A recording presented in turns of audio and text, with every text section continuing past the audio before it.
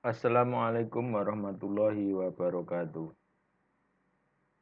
Video ini kita sudah sampai pada asas hukum dalam peradilan agama. Kalau kita lihat peradilan agama sebagai peradilan yang khusus, maka asas hukum yang digunakan dalam peradilan agama juga nanti akan ada asas hukum yang bersifat khusus yang diatur di dalam Undang-Undang Peradilan Agama dan asas hukum yang berlaku di peradilan umum. Nah, asas-asas hukum yang akan kita sajikan di sini adalah sebagian ya dari asas-asas hukum yang berlaku. Nah, yang pertama adalah asas hukum peradilan agama yang diatur dalam Undang-Undang Peradilan Agama. Yang pertama adalah asas personalitas keislaman. Asas personalitas keislaman ini mengandung pengertian bahwa pihak-pihak yang dapat berperkara di peradilan agama itu khusus hanya orang-orang Islam. Nah, di dalam perkembangannya eh, pihak yang berperkara di situ bukan hanya sebagai person saja, tetapi badan hukum itu juga bisa berperkara di peradilan agama. Misalkan perbankan Islam, koperasi syariah, atau segala badan hukum yang melakukan bisnis atau berprinsip pada syariah. Kemudian asas badan hukum dapat menjadi pihak dalam sengketa ini tadi seperti yang saya sampaikan, selain asas personalitas ada asas badan hukum ya bisa menjadi pihak.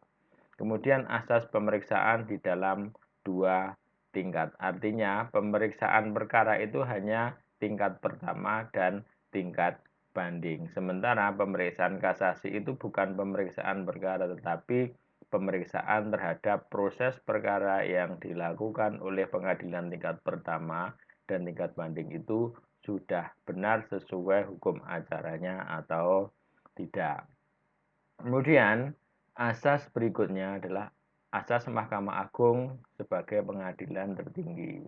Nah, ketika ada pemeriksaan dua tingkat, pemeriksaan tingkat pertama dan pemeriksaan banding, kemudian ada pemeriksaan kasasi sebagai pemeriksaan yang tertinggi. Artinya apa? Pemeriksaan itu tidak putusan Mahkamah Agung itu tidak ada upaya hukum ya, kecuali upaya hukum luar biasa yang namanya nanti salah satunya ada peninjauan kembali. Kemudian asas kewenangan mengadili perkara tertentu. Nah, artinya pengadilan agama itu hanya melakukan peradilan terhadap perkara-perkara tertentu. Perkara yang menjadi kewenangannya adalah sebagaimana yang diatur dalam kewenangan absolut peradilan agama. Ada perkawinan, warisan, wasiat, ibah, infak, zakat, sodakoh, ya, kemudian ekonomi Islam. Jadi hanya perkara-perkara tertentu yang diadili oleh peradilan agama.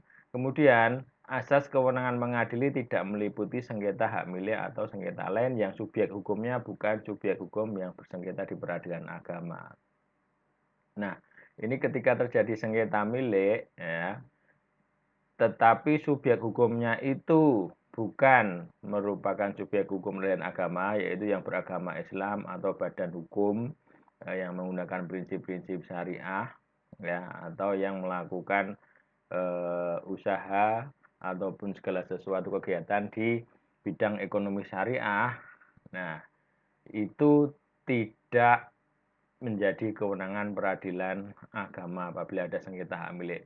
Contohnya misalkan seorang muslim ya, kemudian menjual tanahnya kepada seorang yang non muslim tanpa sepengetahuan dari istrinya padahal itu adalah harta bersama. Nah, si istrinya ini menuntut untuk pembagian harta bersama misalkan ketika terjadi perceraian. Nah, padahal itu kan sudah beralih dijual kepada seorang yang non muslim. Nah, seorang yang non muslim ini berarti nanti bisa timbul yang namanya sengketa hak milik. Nah, nanti perkaranya nggak bisa diselesaikan di peradilan agama, ya, untuk sengketa hak miliknya diselesaikan di peradilan negeri, baru kemudian pengadilan agama memeriksa sengketa harta bersamanya setelah ada kepastian di dalam putusan tentang sengketa hak miliknya. Kemudian asas hakim bersifat menunggu. Ini hakim bersifat pasif. Jadi perkara yang diajukan itu harus atas inisiatif para pihak. Hakim tidak bisa memutus tanpa ada gugatan atau permohonan dari pihak tergugat.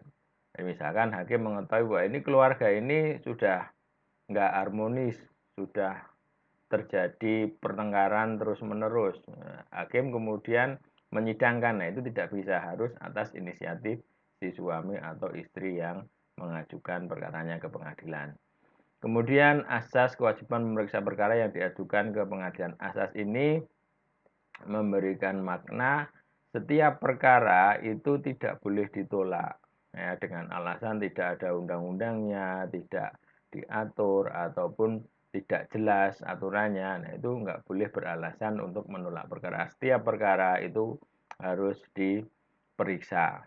Kemudian asas peradilan dilakukan demi keadilan berdasarkan ketuhanan yang Maha Esa. Ini adalah irah-irah yang ada di putusan atau penetapan pengadilan agama.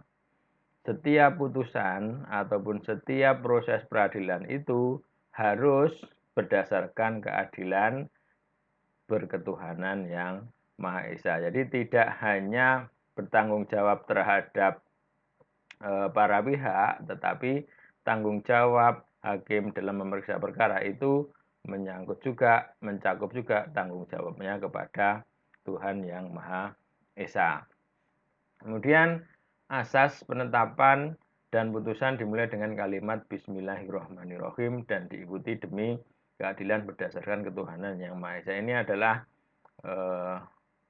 awalan ataupun bagian awal di dalam membuat putusan. Pasti akan ada kalimat Bismillahirrahmanirrahim dan demi keadilan berdasarkan ketuhanan yang Maha Esa. Apabila tidak ada kedua kalimat ini, berarti penetapan atau putusannya itu tidak sah atau batal demi hukum.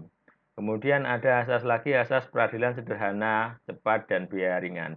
Sederhana itu artinya tidak berbelit-belit. Misalkan itu bisa dilakukan tanpa harus melakukan tertentu, ya, itu bisa dilakukan secara sederhana. Kenapa tidak diselesaikan secara sederhana, kok malah diperbelit-belit? Nah, itu tidak boleh dilakukan peradilan secara berbelit-belit. Kemudian cepat.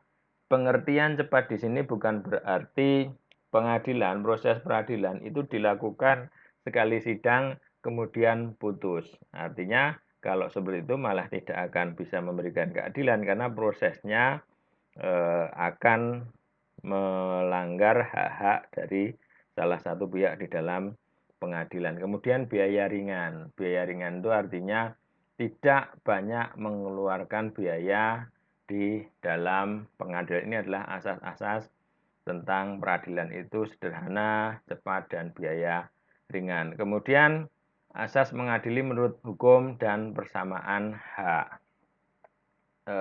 Dalam melakukan peradilan, hakim harus mengadili sesuai dengan hukumnya dan memberikan kedudukan yang sama terhadap para pihak. Pihak penggugat mengajukan gugatan, berarti pihak lawannya diberikan hak untuk mengajukan sanggahan atau bantahan terhadap gugatan. Begitu. Jadi masing-masing mempunyai kesempatan yang sama, mempunyai kedudukan yang sama di dalam persidangan. Kemudian asas pemberian bantuan. Asas pemberian bantuan ini hakim boleh memberikan bantuan asal itu sebatas proses atau hukum acaranya. Mengenai materi itu tidak diperbolehkan. Kemudian asas sidang terbuka untuk umum. Terbuka untuk umum itu artinya bisa dihadiri, bisa disaksikan, bisa didengar, bisa dilihat oleh khalayak umum. Nah, itu untuk sifat terbuka, kecuali dalam perkara-perkara tertentu. Ya, ini dalam perkara-perkara tertentu bisa dilakukan secara tertutup. Contohnya apa? Sidang perceraian. Nah, itu dilakukan secara tertutup. Kemudian asas putusan pengadilan harus memuat pertimbangan. Nah, inilah pertimbangan ini nantilah yang akan dijadikan dasar untuk membuat putusan yang tertuang di dalam amar putusan. Pertimbangannya apa? Pertimbangan hukum ya, tentunya yang berkaitan dengan perkara yang diperiksa dan juga pertimbangan-pertimbangan dari sisi keadilan yang hidup di dalam masyarakat itu digali oleh hakim dalam memberikan putusan perkara. Kemudian hakim wajib mendamaikan. Nah, sepanjang perkara itu belum diputus, setiap kali persidangan hakim mendamaikan para pihak supaya perkaranya tidak berlanjut, bisa diselesaikan dengan jalan damai. Kemudian asas susunan hakim majelis. Hakim dalam pemeriksaan perkara itu dilakukan dengan hakim majelis minimal 3 orang hakim yang terdiri dari 1 ketua majelis dan 2 hakim anggota, kecuali dalam hal-hal tertentu bisa dilakukan tidak dengan hakim majelis. Kemudian asas berperkara harus dengan biaya. Nah, untuk berperkara di pengadilan harus dengan biaya, harus membayar panjar biaya perkara dulu, kecuali bahwa si para pihak itu merupakan orang yang tidak mampu, yang nanti akan dilakukan persidangan dengan cara bebas biaya atau prodeo.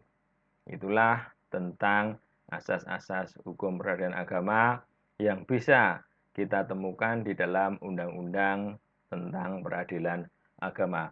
Terima kasih. Wassalamualaikum warahmatullahi wabarakatuh.